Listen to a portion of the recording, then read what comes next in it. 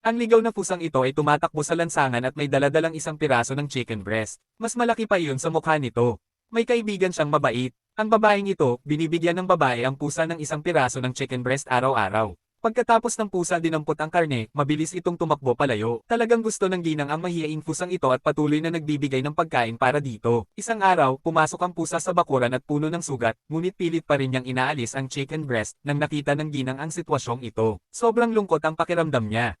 Matapos gamutin ang mga sugat nito, nagpa siya siyang alamin ang katotohanan kung bakit dinadala niya ang chicken breast. Pagkatapos ng ilang araw ng pagmamasid at pagsubaybay ng ginang, sa wakas, natuklasan ang tahanan ng pusa.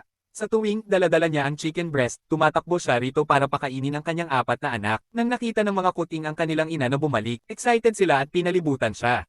Bagamat sugatan ng inang pusa, masaya siyang makita na kumakain ang kanyang mga anak.